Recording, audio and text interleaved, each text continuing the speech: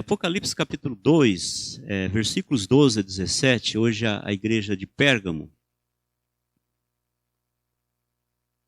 A igreja de Tiatira, eu não vou mexer com ela, vai ser o pastor Samuel. Próximo domingo, se Deus permitir, né? Igreja de Pérgamo. Vamos ler a palavra de Deus? Capítulo 2, versículos 12 a 17. Ao anjo da igreja em Pérgamo escreve: Estas coisas diz aquele que tem a espada afiada de 2 gumes. Conheço o lugar em que habitas, onde está o trono de Satanás, e que conservas o meu nome, e não negaste a minha fé, ainda nos dias de Antipas, minha testemunha, meu fiel, o qual foi morto entre vós, onde Satanás habita. Tenho, todavia, contra ti algumas coisas, pois que tens aí os que sustentam a doutrina de Balaão, o qual ensinava Balaque a armar ciladas diante dos filhos de Israel, para comerem coisas sacrificadas aos ídolos e praticarem a prostituição. Outros sim também tu tens os que da mesma forma sustentam a doutrina dos nicolaítas. Portanto, arrepende-te, se não venho a ti sem demora, e contra eles pelejarei com a espada da minha boca. Quem tem ouvidos, ouça o que o Espírito diz às igrejas. Ao vencedor dar-lhe-ei do maná escondido, bem como lhe darei uma pedrinha branca, e sobre essa pedrinha escrito um nome novo, o qual ninguém conhece, exceto aquele que o recebe. A igreja em Pérgamo. A igreja em Pérgamo, a cidade de Pérgamo ficava a 64 quilômetros de Esmirna. Ficava ao lado de uma antiga estrada que servia de correios.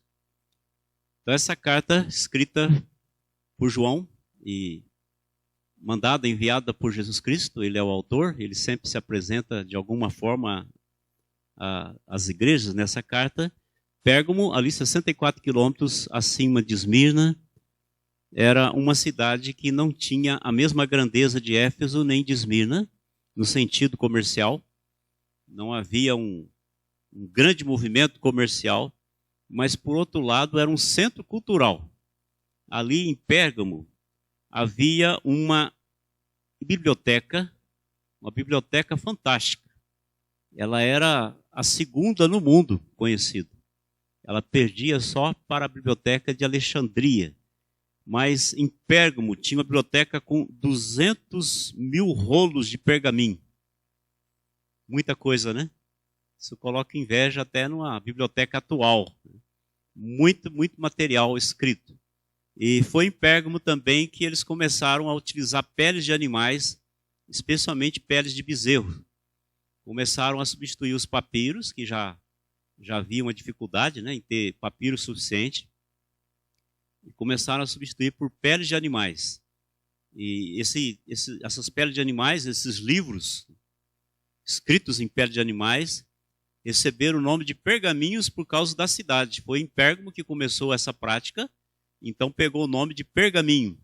E nós temos essa expressão até hoje, né, os pergaminhos, embora muitos deles não sejam feitos de pele de animais. Então era um lugar, um centro cultural. E como qualquer outra cidade no Império Romano, também era uma cidade pagã, predominantemente pagã, porque adoravam muitos deuses. Tinha uma variedade de divindades ali. E em Pérgamo eles tinham 3 templos devotados a 3 imperadores, Augusto, Trajano e Severo. Então uma cidade bem idólatra quanto ao culto ao imperador. Mas também em Pérgamo tinha um templo dedicado a Zeus.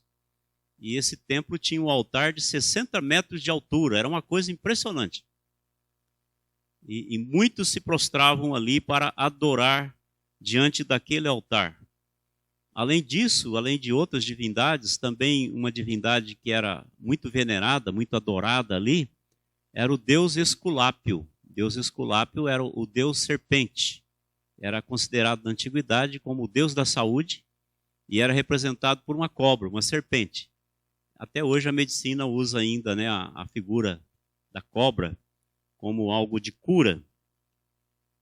Então a cidade era imersa nessa adoração pagã, adoração a homens, adoração a deuses, uma mistura muito grande de religiões. E dentro desta mistura toda, desse misticismo, estava a igreja em Pérgamo.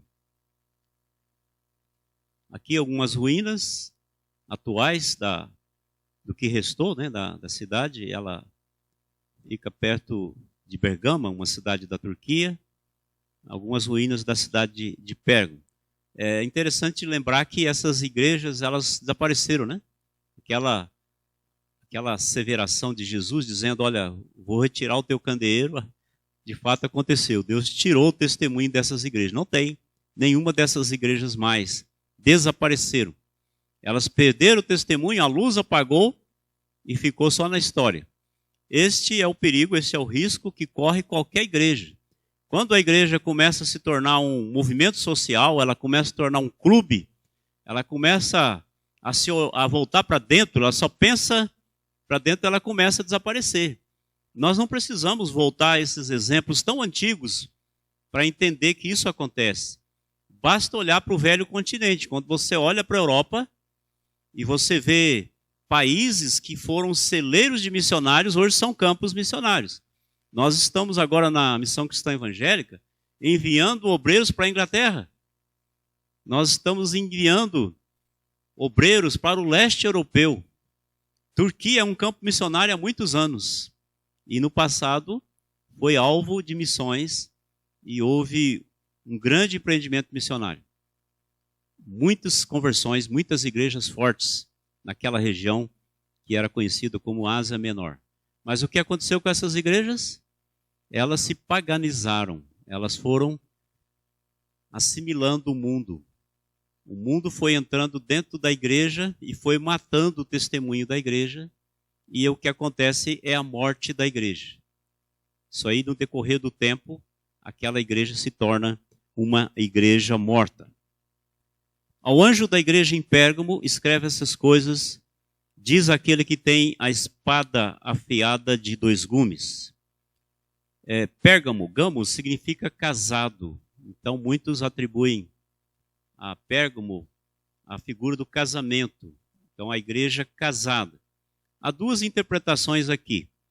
Alguns falam que isso se arremete ao compromisso que ela tinha com Cristo. Embora houvesse lá alguma influência, né, de falsos mestres, de paganismo, ela mantinha ainda o seu compromisso com Cristo. Outros já afirmam que já estava casada com o mundo. Então, por isso a palavra casada. Ela criou uma aliança com o mundo, com o sistema pagão da cidade. Essas são as interpretações. Então, o desafio aqui desta igreja era permanecer na verdade, sem ceder terreno a todo aquele sistema que imperava na cidade. Porque isso seria infidelidade a Cristo. Jesus se apresenta a essa igreja como aquele que tem a espada afiada de 2 gumes. Notem que a espada é afiada. Ela está pronta para cortar tudo aquilo que não é verdade. Então não é uma espada de apenas ornamento, né? Mas é uma espada pronta para ação. É claro que essa espada afiada, que aparece várias vezes aqui no Apocalipse, é a palavra de Deus. Inclusive lá no final do livro aparece Jesus com a espada na boca, a sua palavra. Eu vou trazer à memória dos irmãos alguns versículos aqui, para embasar essa afirmação. Os irmãos lembram de Hebreus capítulo 4, versículo 12, né? Porque a palavra de Deus é viva e eficaz, mais cortante do que espada de 2 gumes, e penetra até o ponto de dividir alma e espírito, juntas e medulas, e é apta para discernir os pensamentos e propósitos do coração. A palavra coração aqui não é o órgão, né? Mas é o íntimo, é o mais interior do homem. Para os judeus seriam os intestinos, né? Para uma tribo da Papua Nova Guiné, o estômago, para outra a garganta. Então é algo lá no interior, bem no interior. pronta para discernir os pensamentos e propósitos do coração. Jesus ia julgar as motivações e as obras daquela igreja, através da palavra. Em Efésios 6,17 diz: tomai também o capacete da salvação e a espada do Espírito, que é a palavra de Deus. Ali em Hebreus fala como, aqui fala é. A espada do Espírito, que é a palavra de Deus. E Apocalipse 19,15 diz assim: sai da sua boca uma espada afiada, para com ela ferir as nações. É a palavra. E ele mesmo as regerá com cetro de ferro, e pessoalmente pisa o lagar de vinho do furor da ira do Deus Todo-Poderoso. Quando nós olhamos para essas figuras do Apocalipse e vemos Jesus montado em um cavalo, com a espada saindo da boca, né, com pés de bronze, isso aparece uma figura, algo irreal, né? Algo de mitologia ou então ficção. Mas tudo é simbolismo. Jesus não precisará vir com a espada lutando com as pessoas, mesmo porque a gente não usa espada para lutar mais, né?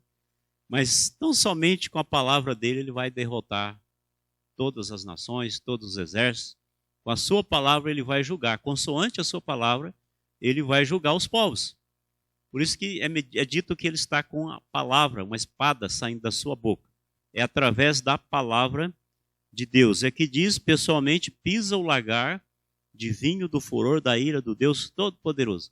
Quando nós chegarmos lá, se chegarmos lá, Apocalipse 19, vocês vão ver que esse lagar é um vale. É o vale do Megido, o vale do Ciro do Inom, o vale de Josafá, o vale do Armagedon, onde as nações juntarão os seus exércitos contra Jerusalém, contra Israel, e no exato momento que eles estiverem ali para totalmente derrotar Israel, Jesus volta na sua segunda vinda na terra e ele pisa. Pisar significa conquistar.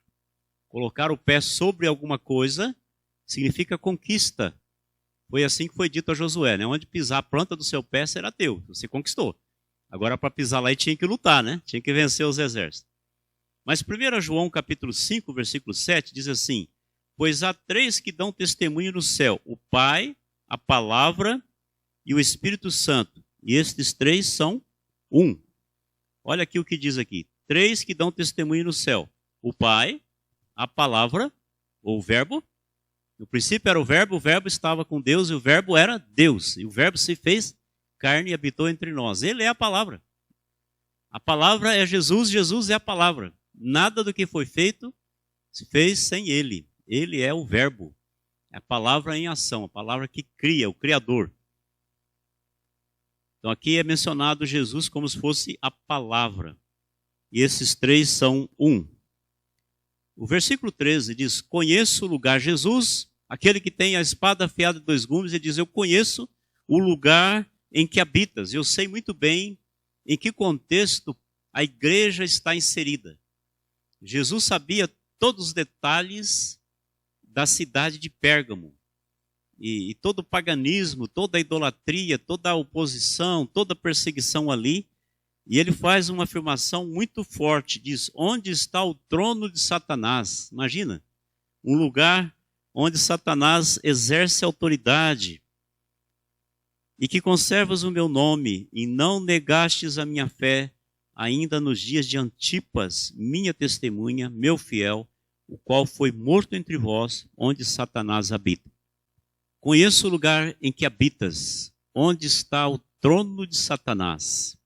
Mesmo convivendo com tudo aquilo ao redor na cidade, aquela igreja conservava o nome de Jesus, não havia negado o nome de Jesus. E também a sua fé. Tem um erro ali, né? Antipas, minha testemunha. Esta igreja, ela estava no lugar onde Satanás exercia autoridade. Tinha um trono ali em Pérgamo. E aí há algumas opiniões, possibilidades. Alguns entendem que esse trono de Satanás era aquele altar consagrado a Zeus, porque aquilo atraía muita gente de muito lugar para adoração, por causa dimensão daquele altar, né? Um altar de 60 metros de altura, algo que impressionava. Outros também entendiam que era o templo de adoração a Esculápio. Como o símbolo de Esculápio era a serpente, e a serpente sempre está ligada a Satanás, talvez essa expressão, né? Trono de Satanás. Outros ainda acham que eram os templos, os 3 templos de adoração, Augusto, Trajano e Severo, 3 imperadores, que também eram uma maneira de Satanás dominar, né, sobre a cidade. Ou outros acham que era um sistema pagão que predominava em toda a cidade e poucos lugares havia tanta presença satânica como naquele lugar. Bom, a verdade é, meus irmãos, que um lugar idólatra é um lugar onde os demônios deitam e rolam. Se por um lado o ídolo não é nada, por outro lado o vazio do ídolo é ocupado por demônios. Então lugares idólatras, né, cidades idólatras, como nós temos uma aqui perto de nós, né? E tem uma outra lá em São Paulo, e tem, o mundo todo tem cidades assim, são lugares apreciados por demônios. Paulo fala que aqueles que oferecem sacrifícios aos ídolos, na verdade, oferecem sacrifícios aos demônios. E também é verdade que numa casa onde há ídolos, muitos ídolos, há muitos demônios. Essa que é a verdade, né? A gente não fala isso, né, quando está dando estudo nem nada, diretamente para a pessoa, mas deixa que a palavra de Deus convença que isso está acontecendo. Marli vai lembrar de uma casa que nós íamos lá em Minas Gerais, dar estudo, e a casa ela era cheia de quadros, né? Tudo quanto é santo. Até santo que eu não conhecia, eu já fui católico, eu perguntava para ele, essa é a santa não sei o quê, né? Cheio de santo. A gente continuou dando estudo com o seu Joaquim, era o nome dele, e fomos dando estudo e passamos pela parte que falava sobre idolatria. E ele entendeu aquilo, né?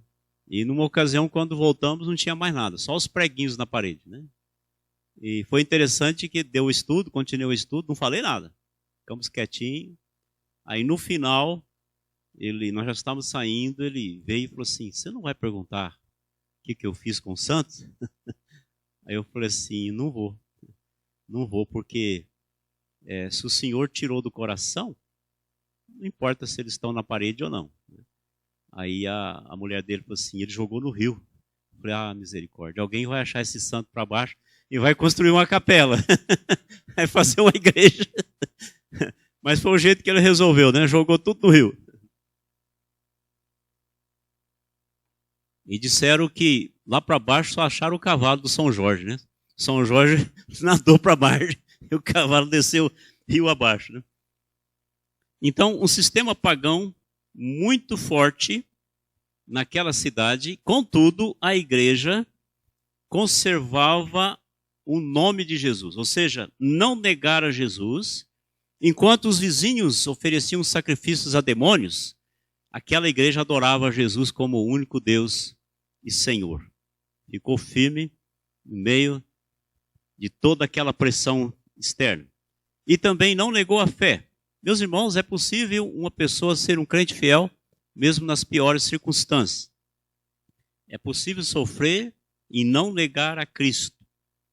E uma igreja que serve a Jesus, necessariamente ela vai rejeitar os falsos mestres e os seus ensinos.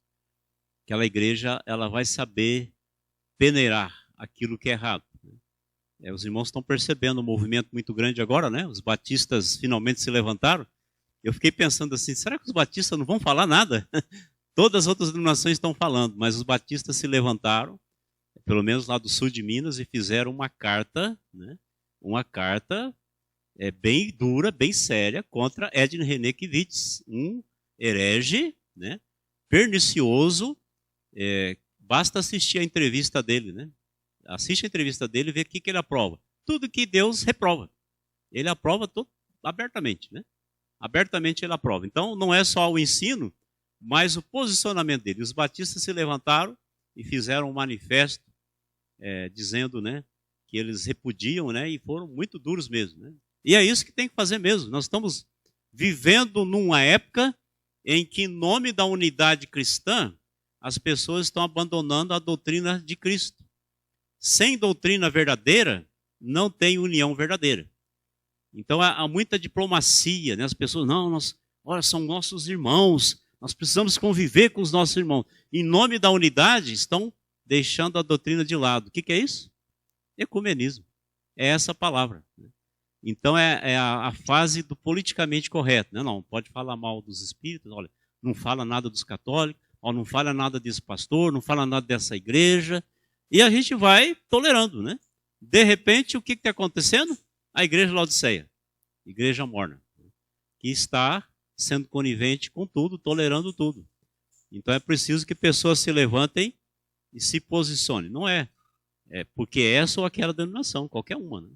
Tem que se levantar e posicionar, dizendo, ó, nós repudiamos tudo que esse camarada fala, tudo que esse camarada ensina.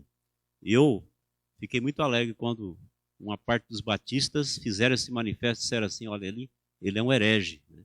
Então não é uma questão de quem sabe, foi uma colocação, como alguns tentaram amenizar, né? Eu entendo, ele quis colocar desse jeito. Aí eles disseram, não, isso é heresia, e a igreja batista não concorda com isso, e nós somos contrários. Então, esta igreja não negou a fé, a doutrina de Cristo, que era a doutrina dos apóstolos, que é a doutrina da igreja. Eles não negaram a fé. E nós devemos ter cuidado com isso, que às vezes se valoriza muito a unidade em detrimento da doutrina. Sem a verdade não há unidade. A unidade cristã, ela permanece sobre a verdade. Tirou a verdade, não tem unidade. Tem um ajuntamento de pessoas. Mas é citado aqui Antipas, minha testemunha, meu fiel. Eu gostaria muito que tivesse mais informações sobre esse irmão. Sei o quanto o pastor Samuel pesquisou, né, sobre ele. Eu pesquisei muito já através dos anos, né? Mas é só história, só lendas sobre ele. Né? Há uma tradição da igreja antiga que diz que ele era um médico. E ele era um médico, um cristão fiel, que foi acusado pelos seus colegas por não adorar o imperador. Então fizeram acusação, porque a maioria dos médicos tinham como deus Esculápio, né?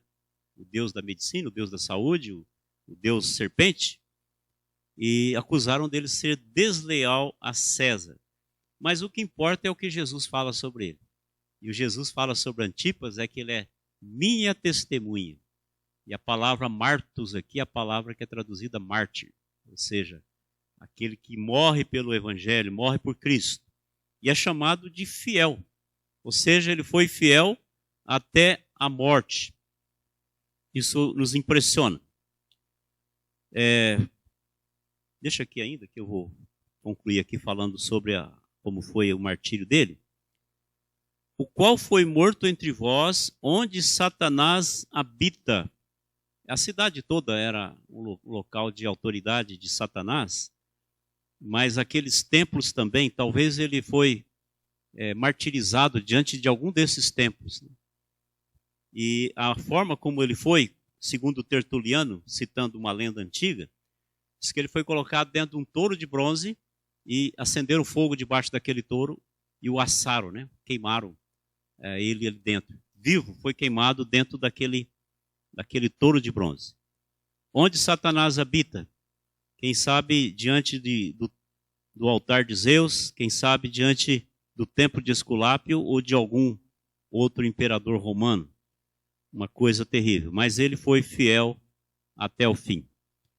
Alguma pergunta, algum comentário até agora? Eu vou ter que repetir o que você falar, porque os irmãos precisam ouvir quem está em casa.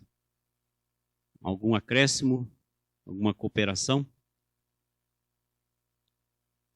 Nós vamos conhecer esse irmão lá no céu, Antipas.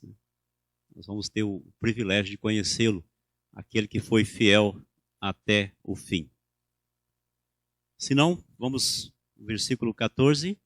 Tenho todavia contra ti, há uma reprimenda, né? Há uma reprovação para a igreja. Algumas coisas. Dentro da igreja, tinha algumas pessoas que sustentavam a doutrina de Balaão. Quando fala a doutrina de Balaão, não é apenas a história sobre Balaão, como a doutrina de Jesus não é sobre a doutrina de Cristo, né? Quem é Cristo, mas o que ele ensina também. Aqui está se referindo ao que Balaão fez, mas o que ele ensinava. A doutrina é aquilo que ele ensinou ao povo de Israel. Então faz essa alegoria, faz essa comparação.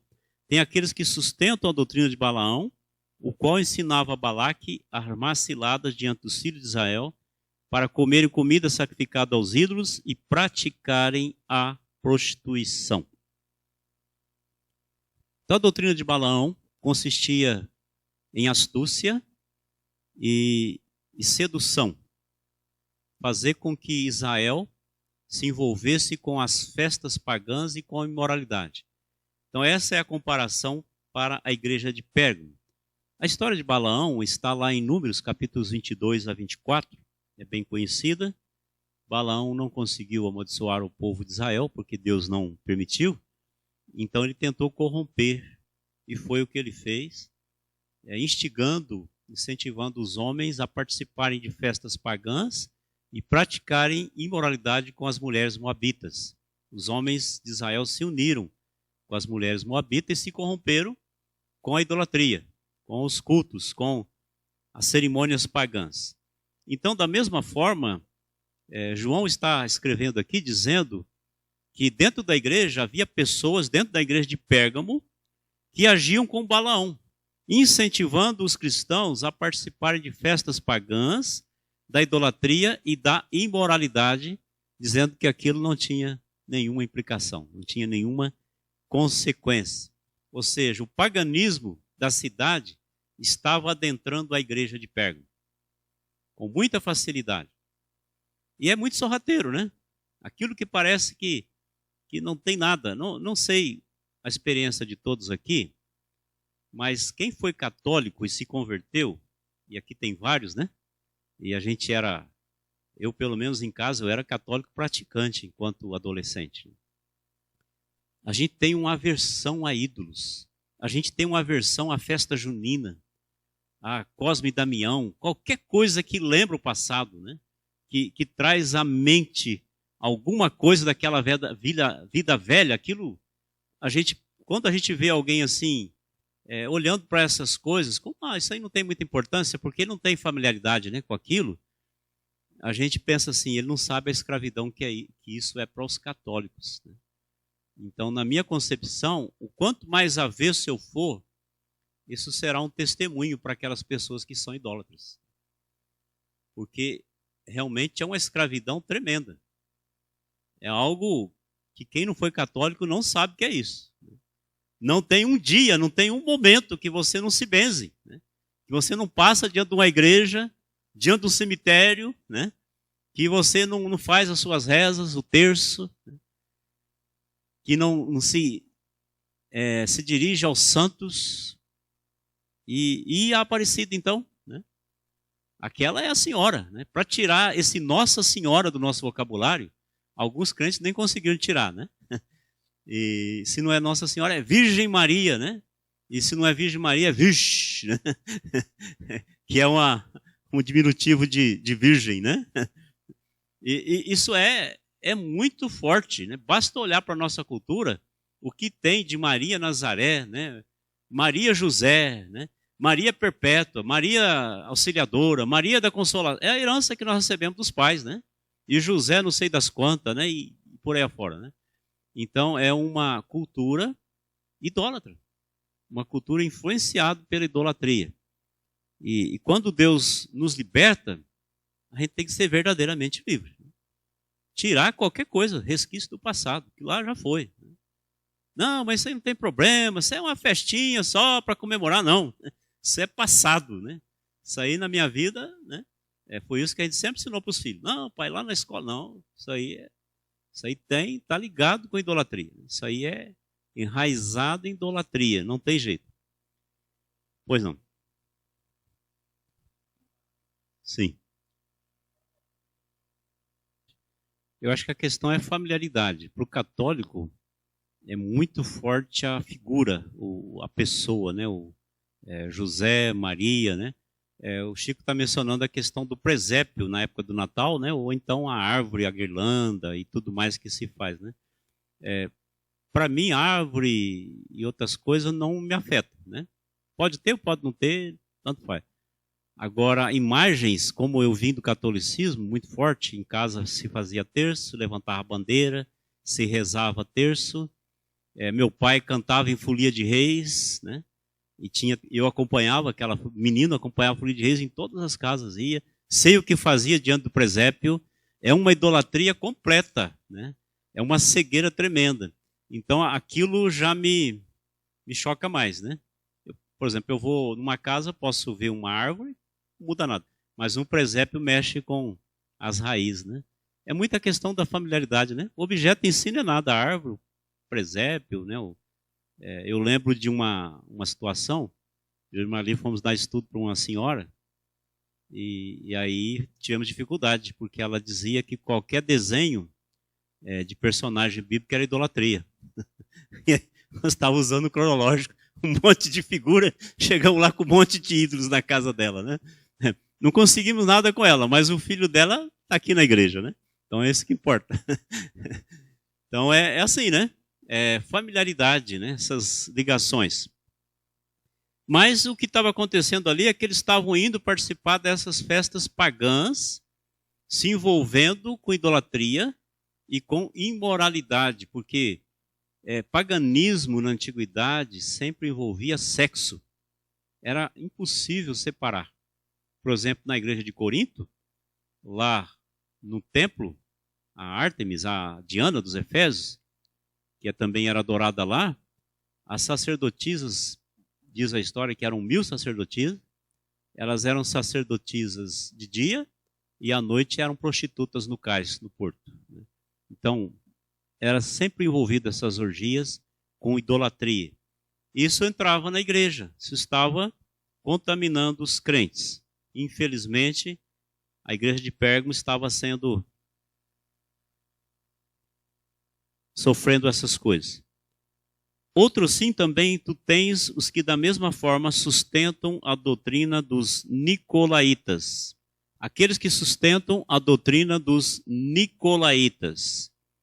Não é certo quem foi esse Nicolau. Ninguém sabe precisar bem quem era, mas alguns pensam que era Nicolau de Antioquia, que era alguém que negava que o corpo é templo do Espírito Santo, era um gnóstico, e afirmava, olha, o que importa é o espírito. O corpo vai morrer mesmo, vai para a sepultura, né? Então o que você faz no corpo não importa muito, não. E isso levava à libertinagem e promovia a prática da imoralidade entre os cristãos. Segundo os nicolaítas, não tinha nada de errado dos crentes terem práticas pagãs. Você não pode se isolar, você não pode se apartar da sociedade em que você vive. Então não tem nada demais você participar de algumas coisas. Isso não parece antigo, mas não é, né? Isso é uma praga que está nas igrejas. Muitos crentes não fazem mais separação em o que é secular, né? Ou aquilo que é de fora e aquilo que é sagrado. Não estou dizendo que locais são sagrados e locais são profanos, não é isso, né?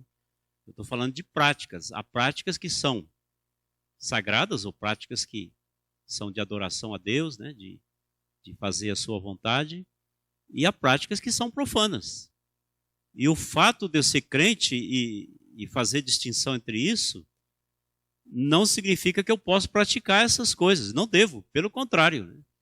Esta é uma razão de muitas pessoas não enxergarem testemunho na igreja e nos crentes, porque eles acham que não tem nenhum problema fazer aquilo, praticar aquelas coisas.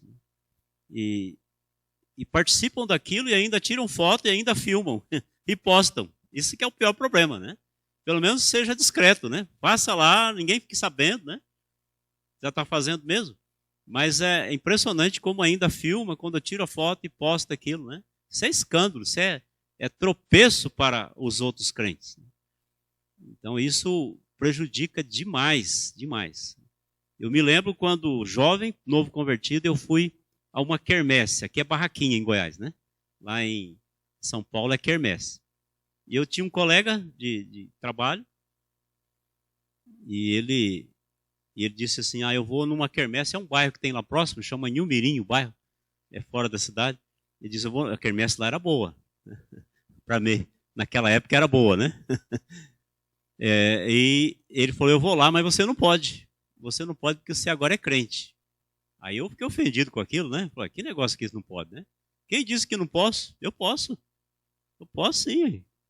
Você não pode, você é crente. Não, eu posso. Então você vai? Vou. Né? E fui. E fui lá. Aquela barraca grande, né? Muito frango sendo leiloado e tanta coisa, né? E leiloa tudo e a gente sentado, ele tomando cerveja e eu tomando guaraná. Ali, né? De repente chegou um senhor que nos conhecia, né? E sentou perto assim e falou assim, Jadir, o que você está fazendo aqui? Você é crente, cara, você quer festa de católico. Aí eu percebi que eu não podia mesmo. Né? Quer dizer, eu podia. Eu não estava idolatrando, eu não estava bebendo, não estava fazendo nada. Mas aos olhos de alguém que está do outro lado, você não pode mais. Né? Você tem um testemunho a zelar. E ele era católico, ele estava falando isso para mim, você não pode. Você agora é crente. Eu tive que ouvir isso do incrédulo. Eu estava começando a entender o que tinha acontecido comigo realmente. Né? Era pouco tempo de convertido. Meus irmãos, dentro da igreja, havia pessoas que falavam da liberdade de Cristo como liberdade para pecar. E a gente sabe que o Deus de Balaão era o dinheiro e o Deus de Nicolau era a libertinagem. Eles estavam juntando essas duas coisas e não só praticando, mas incentivando outros da igreja também a praticarem estas coisas, a doutrina dos nicolaítas. Portanto, pois não, pastor Samuel. Bem lembrado, pastor Samuel. O pastor Samuel está dizendo aqui que aquilo que foi odiado pela igreja de Éfeso, a doutrina dos nicolaítas, porque Jesus também odiava, né? Agora estava sendo tolerado na igreja de Pérgamo. Lá na igreja de Éfeso eles jogaram fora. E aqui eles estavam trazendo para dentro da igreja. Pelo menos alguns cristãos daquela igreja. Aquilo que era odiado, aqui estava sendo tolerado e talvez até amado, né? Até amado por alguns. O verso 16 vem uma advertência. Portanto, arrepende-te. Sempre há oportunidade de arrependimento. Mudar a direção. Abandona essas coisas. Senão venho a ti sem demora. E esse venho a ti não é aquela ideia da volta de Cristo, né? Coisa boa, né? Mas é o juízo, o julgamento. Jesus vem para usar a espada afiada de dois gumes. E contra eles, contra esses que estavam dentro da igreja, se envolvendo com doutrina de Balaão e doutrina do Nicolaíta, pelejarei com a espada da minha boca. Então, venho a ti sem demora, se não houvesse arrependimento, e Jesus mesmo ia julgar esses aí, com a palavra, através da palavra de Deus. O arrependimento era exigido de uma igreja que tolerava os falsos mestres e os seus ensinos. A igreja ela tinha que reconhecer o seu desvio da doutrina e o seu erro nas práticas libertinas, na imoralidade, e precisava arrepender-se da sua tolerância com o erro. Então essa tolerância não era admitida mais. E a advertência é, contra eles pelejarei com a espada da minha boca. Jesus está pronto a julgar aqueles que se renderam aos pecados de Pérgamo. Aqueles cristãos que estavam se associando àquelas práticas pagãs ali na cidade de Pérgamo. Verso 17. Quem tem ouvidos, ouça o que o Espírito diz às igrejas. Sempre a carta termina com essa colocação. Pois não. Não, só contra aqueles que estavam incentivando a doutrina de Balaão e dos nicolaítas. Né? O Chico está destacando aqui que a ira de Deus não é contra a igreja, mas contra aqueles, né, que estavam ali dentro, incentivando essas práticas, né? O paganismo e a imoralidade. Sim, pois não, pastor Samuel. Sim. O pastor Samuel fez a comparação aí com a história, né? Que Balaão incentivou os homens de Israel e a Balaque, né? As filhas de Balaque a se unirem, pensando, Deus vai punir Israel por causa disso. Ele vai punir Israel total, a nação, né? E não, Deus puniu aqueles que incentivaram, aqueles que fizeram isso. E assim mesmo a igreja, né? Não a igreja, mas aqueles dentro da igreja. Por isso que fala, né? Contra aqueles, né? Aqueles que incentivaram essas coisas. 17. Quem tem ouvidos, ouça o que o Espírito diz às igrejas. Ao vencedor, dar-lhe-ei do maná escondido, bem como uma pedrinha branca, e sobre a pedra escrito um nome novo, qual ninguém conhece, exceto aquele que o recebe. Algumas recompensas prometidas ao vencedor. O vencedor, de fato, em todas as igrejas são os salvos. São aqueles que creram, né? Todo aquele que creu já é um vencedor. Então a promessa está aí. Ao vencedor dar-lhe-ei do maná escondido, o pão do céu, o próprio Jesus Cristo. Lá em João ele fala isso, né? Aquele que desceu do céu. Não foi Moisés que te deu o verdadeiro pão do céu, mas eu sou o pão que desceu do céu. Ele é o verdadeiro maná. Então aqueles que se recusassem a comer da mesa dos demônios, comeriam do maná. E se comer aí, sentar-se à mesa. Comunhão com Jesus Cristo. Né? Participar da vida de Cristo. Era um maná de Deus, próprio Jesus Cristo. Uma pedrinha branca. Essa pedrinha branca tem muitas referências sobre ela, né? Alguns falam de um prêmio ao atleta, recompensa do soldado, mas a figura que é mais forte e mais significativa era no tribunal. Quando alguém era acusado de algum crime e era absolvido, era reconhecido inocente, era dado uma pedrinha branca, era o veredito do juiz. Aquela pedra branca era colocada para ele, significando ele é inocente, ele não tem culpa nenhuma. Uma pedra branca sendo dada ao vencedor significa que os méritos de Cristo, né, tudo que ele fez na cruz estão sobre nós. Nós fomos perdoados. Nós não temos nenhuma culpa, não há nenhuma condenação. Nós recebemos a pedra branca das mãos de Jesus, né? Absolvido, sem culpa nenhuma. É exatamente isso que a obra de Cristo fez por nós. O crente é declarado inocente baseado no sangue de Cristo, nos méritos de Cristo. E sobre a pedra, um nome novo. Um nome novo na Bíblia tem o significado de um caráter novo, de um novo rumo, um novo destino. Abrão, Abraão, Sarai, Sara, né? Saulo, Paulo, Cefas, Pedro, por aí afora. Então, um caráter santo, perfeitamente justo, o caráter de Cristo. Nós temos essa promessa, né, que seremos como Ele é. Haveremos de vê-lo como é e seremos como Ele é. O caráter de Cristo atribuído ao crente, se ligado a um novo nome. A troca de nome significando troca de caráter. É isso que está dizendo aqui.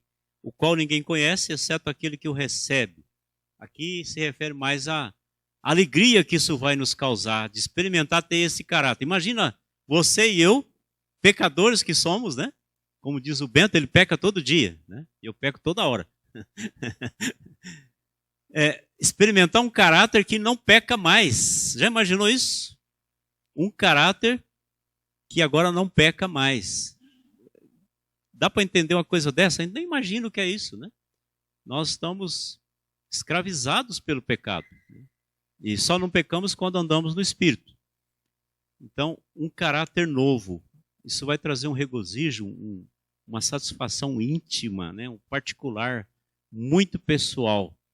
Isso a gente vai entender o significado desse nome. Talvez Deus vai dar um outro nome para nós lá, né? Quem sabe, né? Não significa necessariamente isso, mas um caráter isso é com certeza, né? Aquilo que Ele começou em nós, Ele há de completar. Ele vai nos tornar igual ao seu Filho Jesus Cristo. E isso é céu, isso é glória, né?